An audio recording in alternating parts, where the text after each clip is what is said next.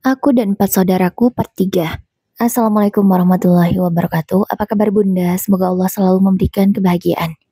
Bagaimana nih Bun? Masih lancarkah puasanya? Apa ada yang sudah bolong? Kalau saya sendiri sih, ini sudah tidak puasa 4 hari. Boleh komen di bawah ya Bunda? Duduk Kak. Aku mempersilahkan Kak Mila untuk duduk. Ia pun duduk, dan sedikit menekan-nekan sofa yang sedang ia duduki.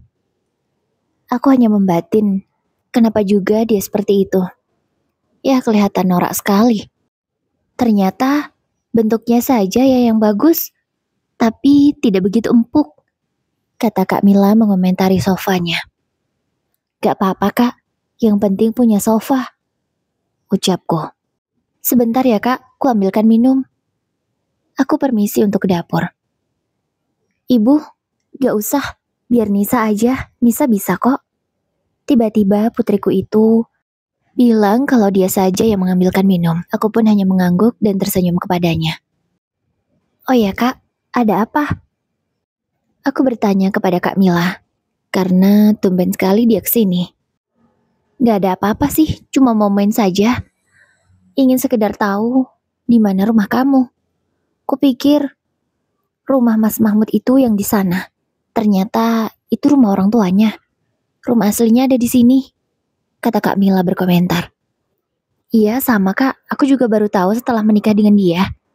Ya wajarlah, karena rumahnya kan di dalam kebun begini. Pasti jarang orang yang tahu kalau memang bukan keluarga dekat atau yang sudah kenal dengan Mas Mahmud, kataku. Iya ya, tapi biasa aja ya, kamu gak usah sombong.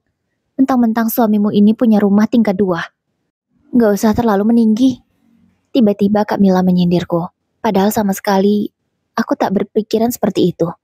Aku juga tak menyombongkan apa yang dimiliki oleh suamiku. Aku gak ngerasa sombong kok Kak. Aku biasa saja, kataku lagi. Allah, tidak usah berpura-pura. Kamu pasti mau sombong kan denganku? Tanpa alasan Kak Mila menuduhku. Apa sih Kak? Apa yang mau aku sombongkan? Semua ini milik Mas Mahmud, bukan milikku. Ucapku tegas, karena aku tak suka dengan tuduhannya. Harusnya semua ini jadi punyaku.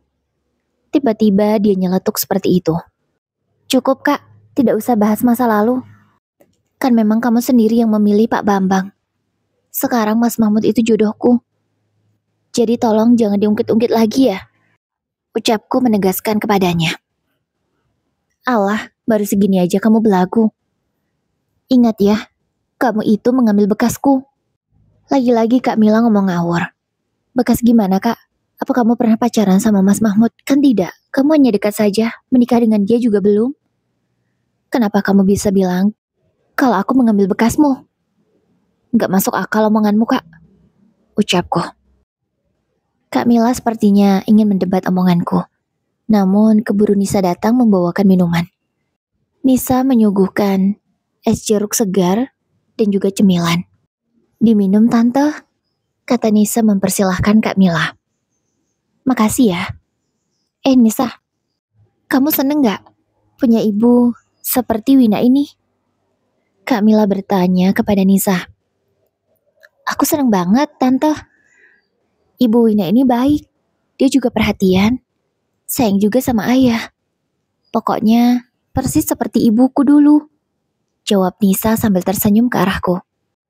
Aku balas senyum juga ke dia.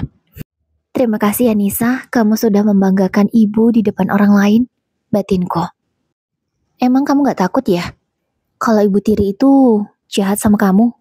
Kamu pernah dengar gak cerita tentang ibu tiri yang jahat? Nah, Wina ini ibu tiri kamu. Apa kamu gak takut sama dia? Tiba-tiba, Kak Mila berkata yang tidak baik ke Nisa. Cukup Kak, jangan tanya yang aneh-aneh ke Nisa. Aku memang hanya ibu tiri, tapi aku selalu berusaha untuk menyayangi dia seperti anakku sendiri. Kataku tegas ke Kak Mila karena aku tak suka dengan caranya bicara ke Nisa.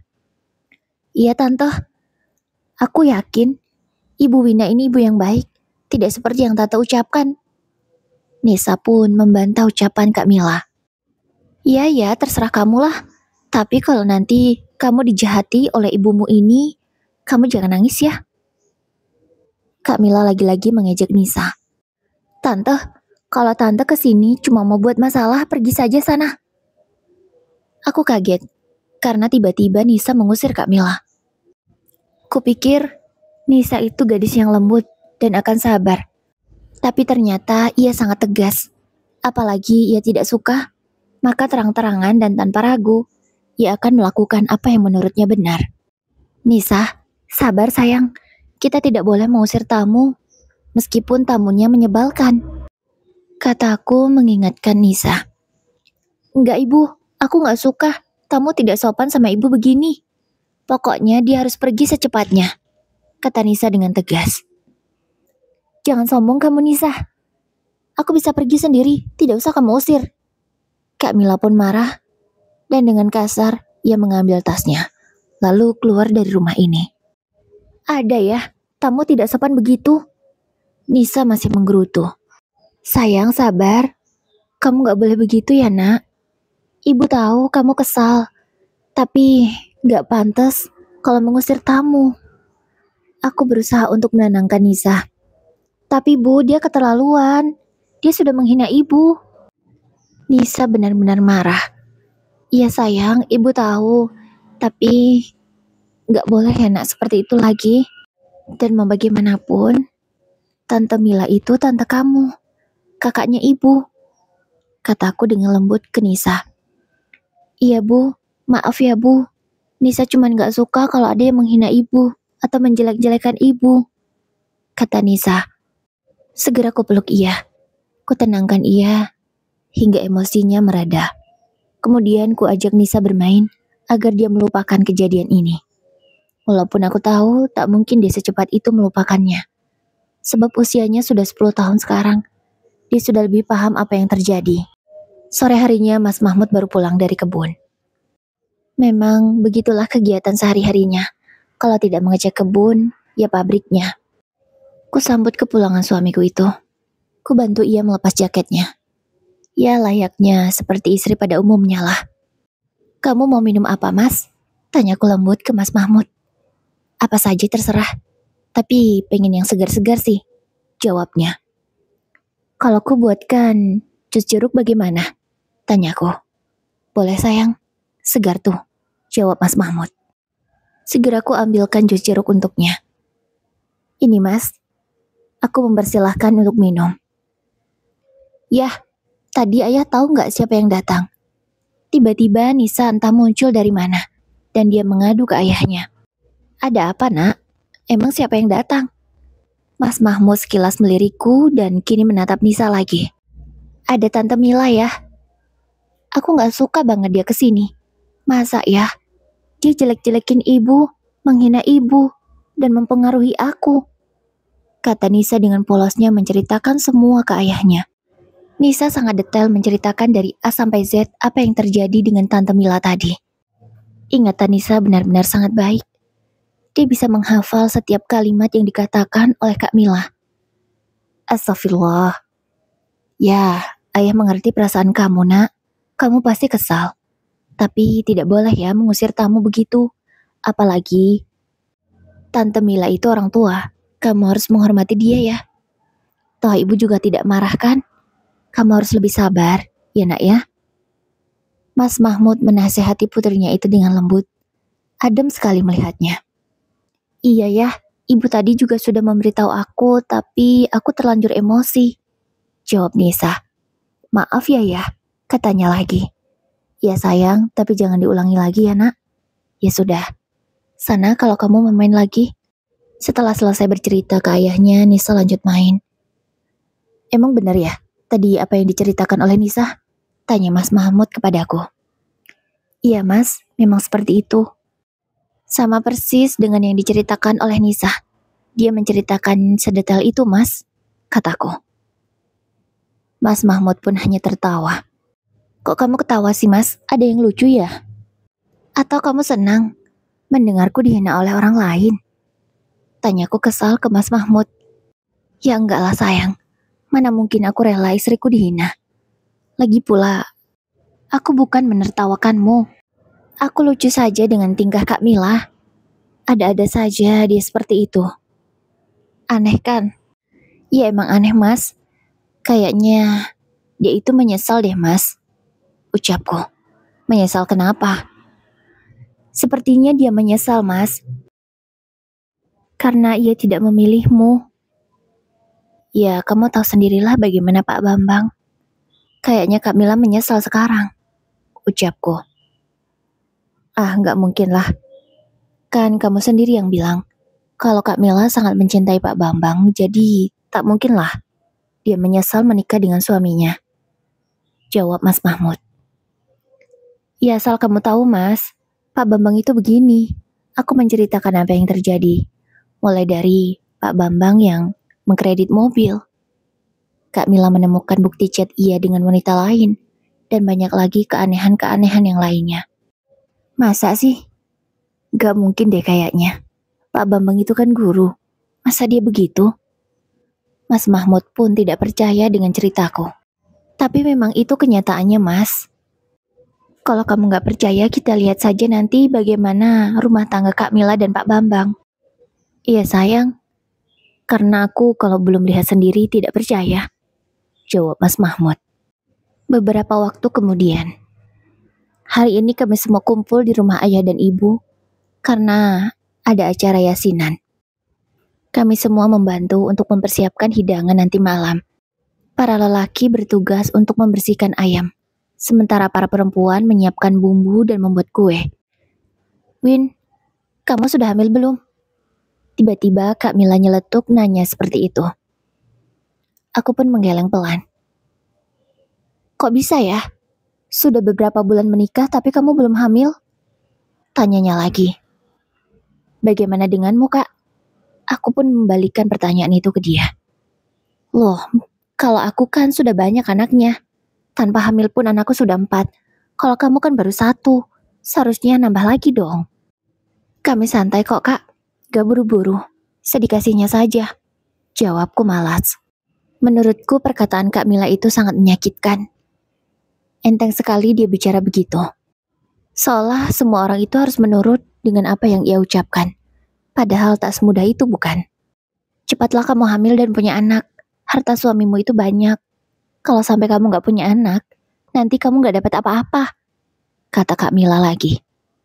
Kak, aku tegaskan ya. Aku menikah dengan Mas Mahmud bukan karena harta. Tapi karena aku mencintai dia. Aku tak pernah berpikir tentang harta sedikit pun. Kataku tegas. Aku tak suka dengan ucapannya itu, seolah menuduhku ini wanita matre. Alah Win, tidak usah ngomong begitulah kamu. Realistis sajalah, kata Kak Mila. Aku semakin geram dengan Kak Mila. Ucapannya itu loh, sangat tidak pantas. Mil, jaga bicaramu ya nak. Kamu itu seorang perempuan, seorang istri, seorang ibu juga. Hati-hati kalau bicara ya sayang. Kini ibu yang menengahi perdebatan kami. Ibu berucap dengan sangat lembut. Hal itu membuat Kak Mila langsung terdiam. Aku segera beranjak karena pekerjaanku mengupas bawang sudah selesai. Ya, tujuan utamanya adalah agar berjauhan dari Kak Mila. Ini juga di blender semuanya ya, Dek? Kataku ke Siva. Siap, Kak, jawabnya. Aku sudah meletakkan semua bumbu yang harus di blender oleh Siva. Ingat, Win, kamu pokoknya harus punya anak. Jangan sampai. Belum selesai Kak Mila berucap, suara blender sudah berbunyi dengan sangat kerasnya. Dan agak beberapa saat kemudian blender berhenti.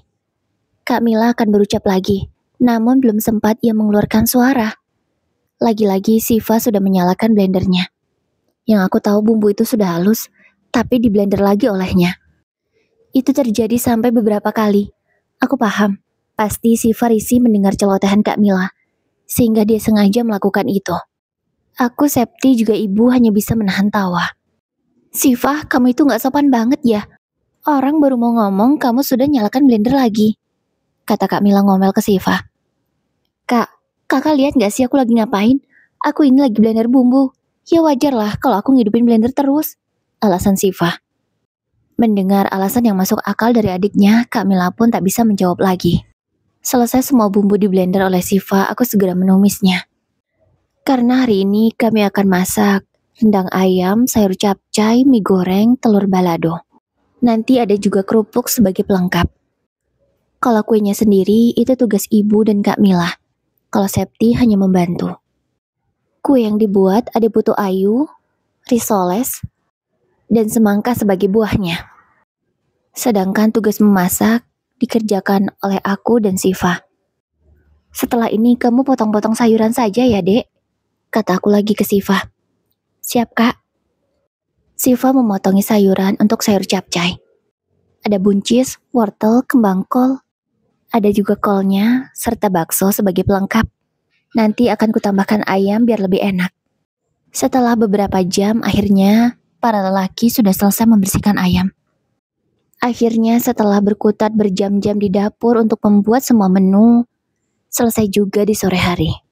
Menu sudah siap di dalam wadah prasmanan.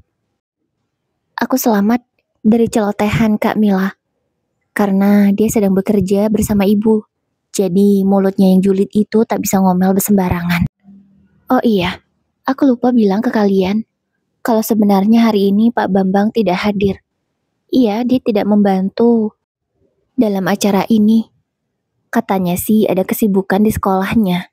Kami sih percaya saja. Padahal kami tahulah kalau laki-laki itu ada di rumah. Pasti dia malas untuk datang ke sini. Karena ya, kan tidak ada bayarannya, makanya dia tidak mau. Jadi yang membantu hanyalah ayah, Rio, dan suamiku. Sedangkan Nisa sedang asik bermain bersama Ilham. Mereka sudah sangat akrab. Bu, aku boleh bungkus lauknya nggak? Tanya Kak Mila ke ibu. Boleh lah nak, ambil saja, jawab ibu. Kak Mila dengan cepat segera mengambil plastik cukup besar, memasukkan lauk-lauk yang dia inginkan. Plastik berukuran besar itu sampai penuh. Bahkan sebenarnya tidak muat tapi masih dipaksa juga sama dia. Ya aku tahu anggota keluarganya banyak, tapi kayaknya tidak etis deh kalau bawa lauk sampai sebanyak itu meskipun di rumah orang tua sendiri. Namun ibu hanya bisa melihatnya saja. Yang penting untuk di depan tadi sudah cukup. Gak sekalian Kak, nasinya juga di bawah. Itu masih banyak, ucapku. Padahal niatku menyindir, tapi ia nanggapinnya lain. Malahan serasa disuruh. Tolong dong bungkusin, katanya enteng. Bungkus sendiri, kalau aku yang bungkus cuma secentong. Jawabku karena aku malas untuk membungkuskan nasinya. Ih kamu nih, Kak Mila kesal. Malam pun tiba. Yang kembali ke sini hanyalah Kak Mila seorang. Anak-anak Pak Bambang dan Pak Bambang sendiri tak datang. Kemana sih suamimu? Kenapa tidak ke sini? Tanya ayah ke Kak Mila. Lagi sibuk dia ya. Ya wajarlah namanya juga PNS. Pasti kesibukannya berbeda dengan yang bukan PNS. Jawab Kak Mila dengan nada bicaranya yang seolah menyindir. Tapi masa malam-malam juga sibuk sih? Seharusnya dia datang dong. Ini acara yasinan di rumah ayah loh. Kata ayah lagi. Gak tau lah ya. Soalnya dia sibuk banget memang. Jawab Kak Mila lagi. Ayah pun menyerah.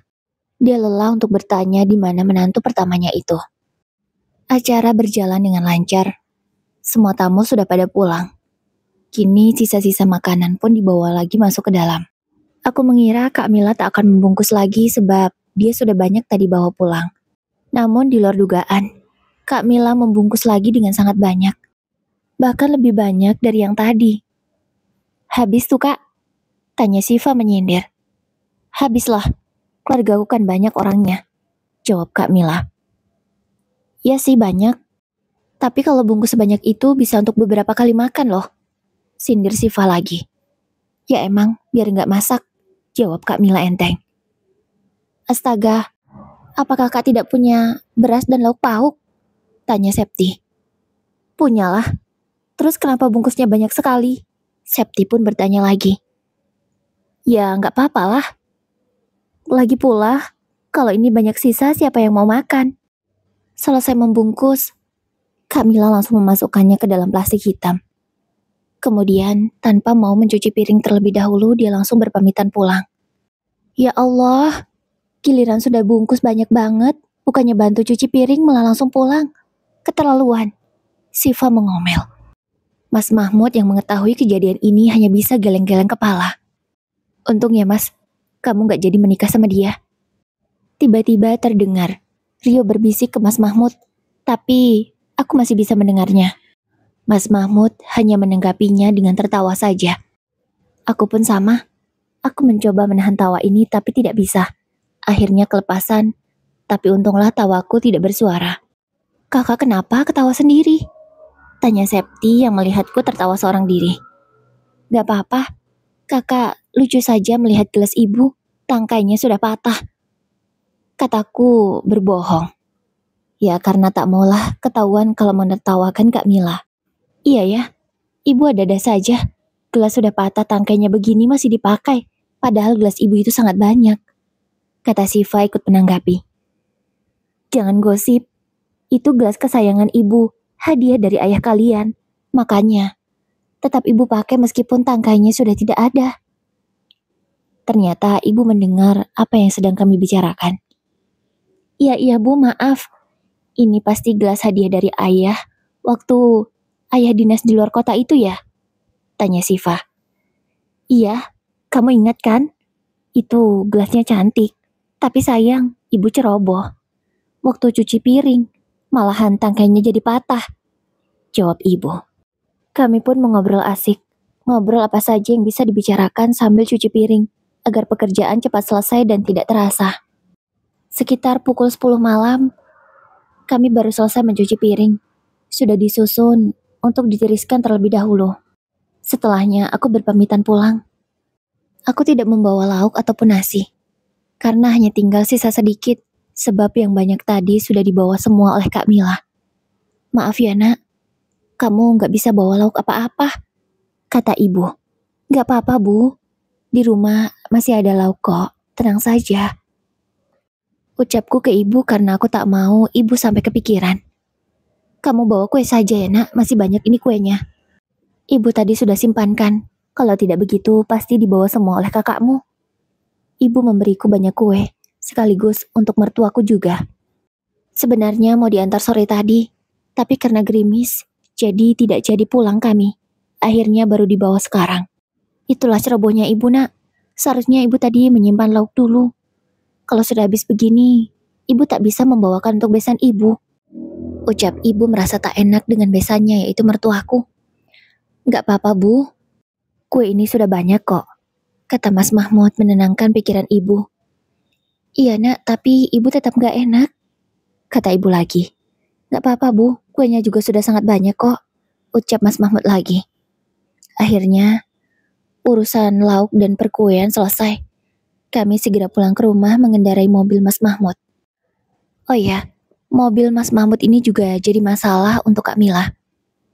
Karena memang mobil suamiku ini lebih mahal daripada mobil suaminya, yang belum lunas itu. Ya, dia membanding-bandingkan mobil suamiku ini dengan mobil suaminya. Dia selalu menyombongkan mobil suaminya yang baru. Ya memang mobil Mas Mahmud ini sudah lama, tapi belinya secara cash, dan harganya jauh lebih mahal daripada mobil suaminya. Tapi yang namanya orang sombong, meskipun yang ia punya tak lebih baik dari milik orang lain, ia akan tetap menyombongkannya. Dan kalau sudah berkata seperti itu, aku hanya bisa menanggapinya dengan senyuman. Waktu pun terus berlalu, tidak terasa, umur pernikahanku dengan suamiku sudah 6 bulan. Pagi ini tak seperti biasanya.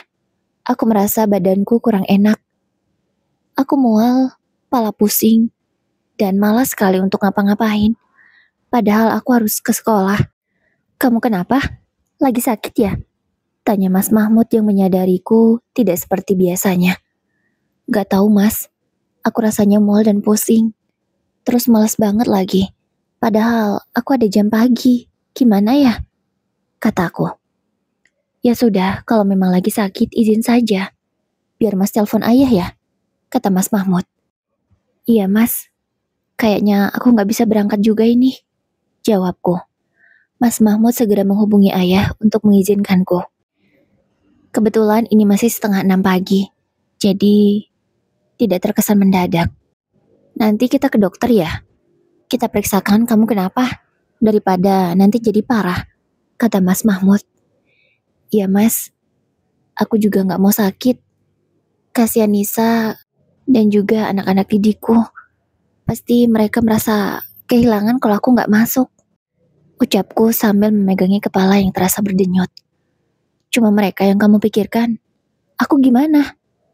Kata Mas Mahmud yang tidak terima karena ia merasa tidak dipentingkan. Ya maksudku kamu juga Mas, nanti kamu gimana, siapa yang ngurusin kamu? Aku pun mencoba meraih suamiku yang pura-pura ngambek itu. Setelah agak siangan sekaligus mengantar Nisa ke sekolahan, aku diantar Mas Mahmud ke rumah sakit untuk periksa. Kalau Nisa sendiri sekolah di sekolah negeri, jadi tidak satu sekolahan denganku. Sesampainya di rumah sakit, dokter segera memeriksaku. Tidak terlalu lama diperiksanya, namun tiba-tiba dokter memberiku sebuah tes pack. Aku katanya disuruh cek saja supaya memastikan. Segera aku lakukan tes. Dan ternyata tes pack itu menunjukkan garis 2, itu artinya aku positif hamil. Ini beneran dok? Tanya aku tidak percaya ke dokter. Iya bu, Anda positif hamil, jawab dokter ramah. Alhamdulillah, Mas Mahmud terlihat sangat bahagia, begitu juga dengan aku. Agar lebih yakin, aku langsung melakukan USG. Agar tahu sudah berapa bulan usia kandunganku ini. Pemeriksaan pun selesai dan ternyata aku sudah hamil. Dengan usia kandungan 6 minggu. Selesai dari rumah sakit, kami tak langsung pulang ke rumah. Kami ke rumah mertua terlebih dahulu untuk memberitahu kabar baik ini. Mertuaku tentu sangat bahagia karena akan segera memiliki cucu lagi. Aku memang tidak begitu dekat dengan mertuaku, tapi aku tahu beliau orang yang baik. Kalau kesini pasti harus bersama suamiku. Aku malu kalau kesini hanya sendiri saja. Ya sebenarnya karena segan sih. Selesai dari rumah mertua, aku langsung ke rumah ayah dan ibu. Tak sabar ingin memberitahu mereka. Pasti mereka sangat bahagia. Alhamdulillah Wina. Akhirnya doa kamu terkabulkan nak. Selamat ya nak, sehat-sehat. Kata ibu kemudian memelukku erat. Ayah pun tak kalah bahagianya. Adik-adikku pun sama. Kami larut dalam kebahagiaan karena sebentar lagi akan menyambut anggota keluarga baru. Berarti yang belum dikasih tahu tinggallah Nisa karena dia masih sekolah. Nantilah. Setelah ia pulang sekolah baru akan ku beritahu. Kalau untuk Kak Mila, biarlah ibu yang memberitahu dia. Aku malas untuk menghubunginya. Di sore harinya, Nisa sudah pulang sekolah, aku sudah memberitahu dia kalau aku sudah hamil. Dia senang karena akan punya adik lagi.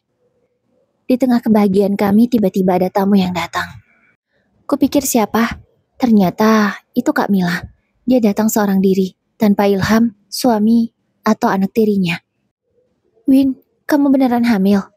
Tanya Kak Mila setelah ia masuk ke dalam rumahku. Alhamdulillah Kak, beneran, jawabku. Beneran tuh, anak si Mahmud. Tiba-tiba Kak Mila nyeletuk seperti itu. Maksudnya apa Kak ngomong begitu? Tanyaku emosi. Ya kakak kan cuma nanya, kenapa marah? Kalau memang anak Mahmud ya biasa saja dong, katanya. Maaf Kak, kalau bertanya itu dipikir dulu, jangan sembarangan. Jelas ini anakku.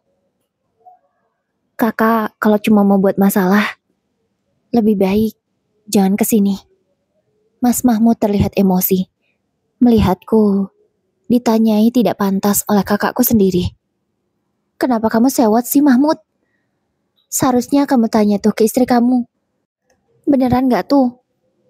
Yang dia kandung beneran anak kamu atau bukan? Takutnya pas kamu ke kebun, istrimu memasukkan laki-laki lain ke rumah ini. Kan gak ada yang tahu, di sini sepi, tidak punya tetangga. Lagi-lagi, Kak Mila mengompori Mas Mahmud. Kak, sekali lagi aku tegaskan, meskipun di sini tidak ada tetangga, tidak ada siapapun sekalipun, aku yakin Wina istri yang setia. Dia tak mungkin macam-macam dengan orang lain. Kakak jangan bicara sembarangan. Mas Mahmud semakin terpancing emosi. Dia sangat tidak terima dengan ucapan kakakku yang begitu nyelekit, menuduh tanpa bukti. Mungkin bawaan hamil, aku sampai nangis dihina seperti itu oleh Kak Mila. Padahal biasanya aku sanggup melawan, tapi kali ini aku sangat lemah. Aku langsung menangis sampai tergugu. Mas Mahmud mengusir Kak Mila dengan tegas. Maaf kak, bukan aku tidak mau sopan. Tapi kalau kakak kesini bukan untuk mendoakan yang baik, lebih baik kakak pulang, kata Mas Mahmud. Karena sudah malu, Kak Mila pun pergi. Suamiku segera memelukku erat. Dia menenangkanku dan meminta maaf. Maaf ya, aku gak bisa melindungi kamu, katanya. Gak apa-apa mas, kamu gak salah. Kak Mila yang keterlaluan, kataku. Udah, kamu jangan dipikirin omongan kakakmu ya. Kan kamu tahu sendiri bagaimana kelakuannya. Sudah ya, jangan sedih lagi, kata Mas Mahmud menenangkanku. Tak lama, aku sudah berhenti menangis. Itu juga berkat suamiku yang berhasil menghibur. Hari-hari terus berlalu, kandunganku semakin besar. Di sekolahan, aku sudah bisa beraktivitas seperti biasa.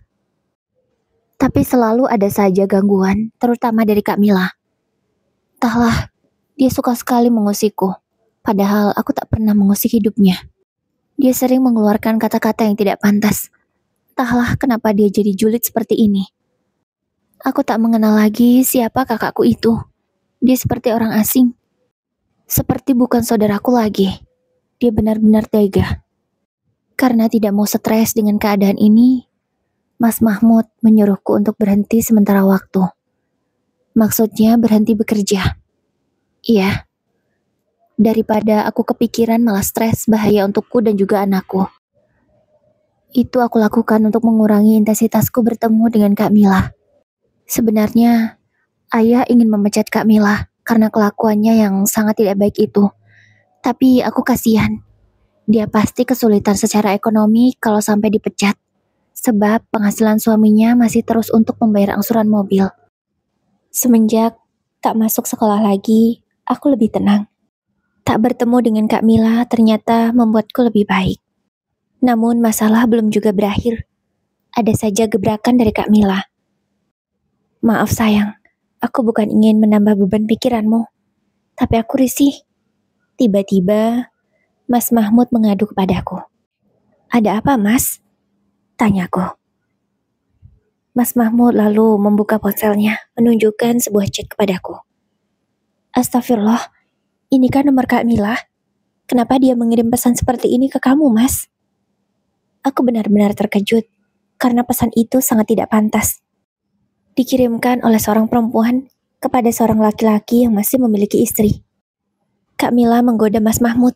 Iya, isi pesannya seperti itu. Bahkan dengan terang-terangan, dia menulis menawarkan dirinya sendiri. Astagfirullah, kepalaku langsung berdenyut. Aku syok, tidak menyangka kalau kakakku akan melakukan hal sekeji ini. Apa yang harus kita lakukan? Tanya Mas Mahmud. Aku gak tahu mas, kepalaku sakit, ucapku. Ya Allah, ayo ke rumah sakit. Akhirnya aku dibawa ke rumah sakit. Untunglah, setelah mendapatkan penanganan, aku sudah membaik. Kita beritahu ayah dulu mas, biar ayah yang ngomong sama Kak Mila. Aku gak mau ribut, kataku. Setelah aku diperbolehkan pulang, kami langsung ke rumah ayah, memberitahu ayah apa yang terjadi. Ayah marah besar, tidak menyangka kalau anak perempuannya sanggup melakukan hal menjijikkan seperti ini. Kalian nanti malam kesini ya. Biar kita sidang sekarang juga. Ayah tak bisa membiarkan ini terus-menerus, kata ayah tegas. Malamnya, semua keluarga disuruh berkumpul oleh ayah. Aku pun turut hadir karena ingin tahu apa jawaban Kak Mila. Ayah dengan tegas bertanya ke Kak Mila tentang chat itu. Setelah didesak, akhirnya dia mengaku kalau memang dia mengirimkan pesan itu ke Mas Mahmud. Kenapa kamu begini, Mila? Kamu tidak tahu malu sekali, kamu sudah punya suami. Bambang, apa kamu tidak mengajari istrimu? Tanya ayah tegas. Aku capek ya sama dia. Dia itu jadi istri gak becus. Sebenarnya sudah lama, aku ingin mengembalikan dia ke ayah. Tapi, belum dapat waktu yang pas saja. Malahan jawaban Bambang seperti itu. Apa maksudmu? Apa kamu tidak mencintainya lagi? Tanya ayah. Entahlah, tapi aku sudah punya wanita lain ya. Jawab Bambang jujur. Astagfirullah. Apa ini? Kenapa semua jadi begini? Kalian tidak salah bicara kan? Ayah terlihat sangat syok. Sepertinya keluarga Kak Mila sudah tidak baik-baik saja. Kalau mau diceraikan, ceraikan saja mas. Aku nggak takut. Kak Mila malah menantang Pak Bambang. Oke, mulai detik ini, aku talak kamu. Kamu bukan istriku lagi. Spontan Pak Bambang langsung mentalak Kak Mila. Saya kembalikan Mila ke ayah. Sudah cukup. Saya juga tidak mau punya istri genit seperti dia. Lebih baik saya dengan wanita lain. Pak Bambang dengan tidak sopan langsung berdiri dan pergi dari forum itu. Kami semua yang ada di sana hanya bisa melongo dan terkejut. Seakan tidak percaya dengan kejadian yang begitu cepat ini. Ya Allah, Mil. Apa ini, Mil? Ibu menangis. Ibu pasti sangat sedih. Tapi Kak Mila terlihat tidak merasa bersalah. Siva memeluk ibu. Mil, ini akibat dari perbuatan kamu. Suamimu langsung menceraikanmu begitu saja. Kamu sekarang minta maaflah ke adikmu. Kamu sudah hampir merusak rumah tangganya. Kamu buat malu keluarga, Mil. Kata ayah emosi. Kenapa sih ya? Aku gak mau minta maaf ke Wina. Aku kan emang mau menghubungi suaminya saja. Sungguh Kamila benar-benar tidak tahu malu. Sudahlah ya. Kalau memang dia tidak mau minta maaf tidak apa-apa. Yang jelas aku sudah memblokir nomornya. Dan tolong kalian semua yang ada di sini sebagai saksi. Aku tak mengizinkan Mila untuk datang ke rumahku dengan alasan apapun. Jika sampai dia datang, maka siap-siap saja kulaporkan ke polisi. Karena aku sudah muak dengan tingkah lakunya. Mas Mahmud berkata dengan sangat tegas. Aku tak menyangka dia akan mengambil tindakan sejauh ini. Alah, jangan sok jual mahal kamu Mahmud. Tiba-tiba Kak Mila nyeletuk. Mila, jaga bicaramu, teriak ayah. Sayang, ayo kita pulang, kamu harus banyak istirahat. Ayah, ibu, maaf ya. Mahmud harus mengajak Wina pulang, karena dokter menyarankan kalau Wina harus banyak-banyak istirahat, tidak boleh stres. Takutnya berbahaya untuk janin dan dirinya, kata Mas Mahmud, pamit ke ayah dan ibu. Iya nak, bawalah Wina pulang, biar dia menenangkan pikirannya. Sudah sana, tidak apa-apa, kata ibu sambil menangis. Bu, Wina pulang dulu ya. Ibu jangan terlalu dipikirin, ibu banyak-banyak istirahat. Sifah, Rio, Septi, tolong jagain ibu ya. Maaf, kakak gak bisa di sini, ucapku ke mereka semua. Aku berpamitan ke ayah dan ibu dan juga adik-adikku. Setelahnya pulang. Sesampainya di rumah, kamu banyak-banyak istirahat ya. Jangan terlalu dipikirin. Kamu percaya sama aku kan? Aku gak akan pernah tergoda oleh kakakmu, kata Mas Mahmud sambil menggenggam tanganku. Iya mas, aku percaya sama kamu. Aku yakin kamu bukan laki-laki seperti itu, kataku. Makasih ya sayang.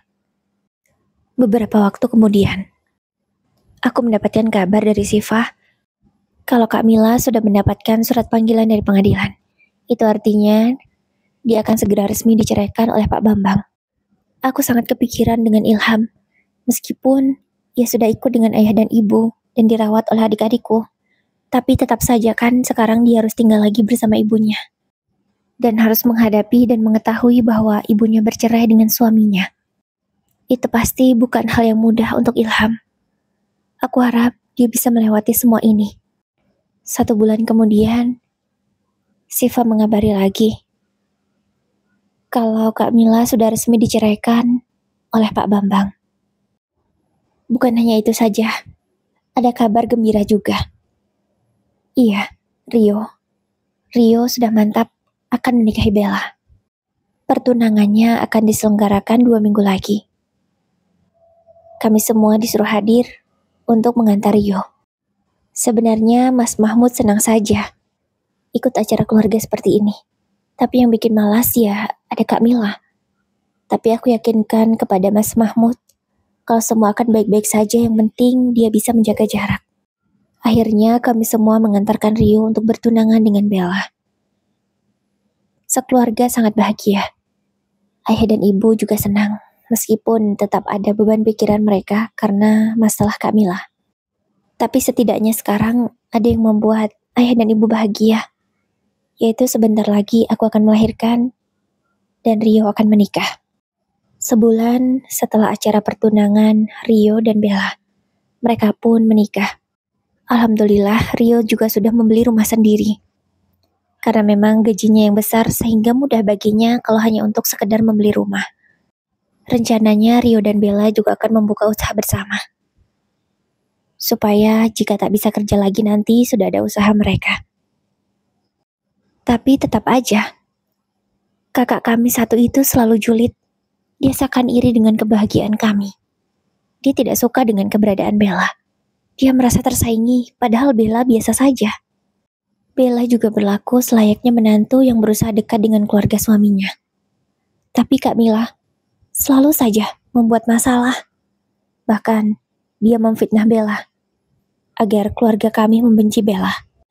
Waktu itu Bella masak, dan Bella sudah mencicipi kalau masakannya pas.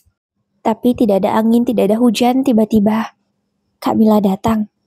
Ketika Bella lengah, ia memasukkan garam yang sangat banyak ke masakan Bella.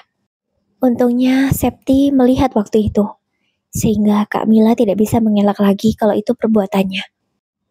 Ayah sebenarnya sudah habis kesabaran menghadapi Kak Mila. Bella yang belum hamil, di usia pernikahannya yang 2 bulan juga tak luput dari julitan Kak Mila. Dikatailah kalau Bella itu mandul, padahal baru 2 bulan menikah. Aku saja, dulu 6 bulan baru hamil. Bahkan dia sendiri, hampir 2 tahun menikah dengan Pak Bambang tidak hamil. Aku tak tahu sih dia KB atau apa. Tapi yang jelaskan, dia tahu kalau hamil tak semudah itu. Hari itu, ayah mengumpulkan kami semua kecuali Kak Mila. Karena ternyata Kak Mila sedang pergi jalan-jalan dengan teman-temannya. Ada apa ya? Kok kami disuruh ngumpul semua? Tanyaku ke ayah. Jadi begini nak, ayah punya niatan untuk menjodohkan kakakmu dengan seorang pria. Dia insya Allah pria yang baik. Memang ekonominya biasa saja. Tapi kalau soal agama mudah-mudahan dia bisa membimbing kakakmu. Ayah sudah habis kesabaran untuk menasehati kakak kalian. Ayah takut malah terus emosi. Nanti kesehatan ayah juga yang jadi korban. Ucap ayah. Bagaimana, apa kalian setuju? Tanya ayah. Kalau aku sih setuju ya. Emang siapa orangnya? Tanya Rio. Itu loh, Ustadz Anam. Oh, Ustadz Anam. Iya ya. Ustadz Anam itu sangat baik orangnya. Dia seorang duda tapi tidak punya anak. Namun apakah Ustadz Anam bersedia ya? Tanya Rio. Insya Allah Ustadz Anam bersedia. Karena memang beliau juga mencari seorang istri. Dan ayah kepikiran untuk menjodohkan kakak kalian dengan Ustadz Anam.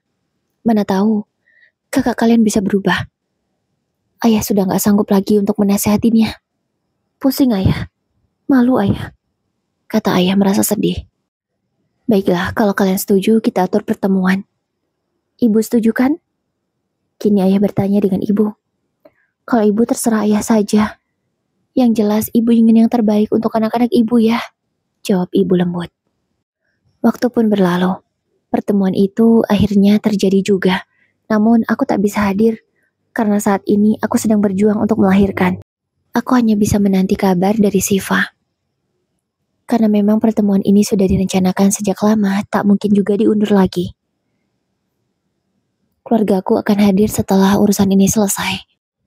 Aku dapat kabar dari Siva kalau awalnya Kak Mila tidak mau. Dia tidak suka dengan Ustadz Anam.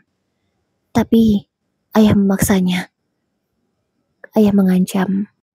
Kalau Kak Mila tidak mau menikah dengan Ustadz Anam, maka Kak Mila diusir dari rumah. Bukan ayah tega, tapi semua ini demi kebaikan Kak Mila. Karena tak mau diusir, akhirnya Kak Mila mau menerima perjodohan itu. Setelah pertemuan keluarga itu selesai, semua keluargaku datang ke rumah sakit. Mereka ingin melihat putraku yang baru lahir. Iya, aku melahirkan seorang anak laki-laki. Dia sangat tampan seperti ayahnya. Kupikir setelah Kak Mila melihat bayiku dia akan julid. Namun kali ini, dia diam saja. Tidak memuji, tidak juga mencaci. Kak Mila terlihat murung. Mungkin dia belum bisa menerima perjodohannya. Ada hal juga yang sangat mengejutkan. Karena pernikahan Kak Mila dan Ustadz Anam akan dilaksanakan minggu depan. Tidak mau lama-lama, secepatnya lebih baik. Pernikahan Kak Mila dan Ustadz Anam digelar sangat sederhana. Hanya mengundang keluarga saja. Tidak ada pesta seperti ia menikah dengan Pak Bambang. Kak Mila awalnya ingin kabur, namun untunglah semua keluarga berhasil menjaganya dengan baik, sehingga di hari pernikahan, ia tetap ada di rumah. Sebenarnya, Ustadz Anam itu hanya kurang dari ekonomi saja. Soal wajah Ustadz Anam cukup tampan. Dan soal ilmu agama tidak usah diragukan lagi. Anam, ayah titip Kamila ya. Tolong bimbing dia. Ucap ayah dengan haru ke Ustadz Anam. Kami semua pun menangis. Semoga keputusan ayah ini tidak salah. Semoga Kak Mila berubah menjadi orang yang lebih baik. Sehari setelah pernikahan mereka, Ustadz Anam memboyong Kak Mila untuk ke rumahnya. Rumahnya beda desa dengan kami.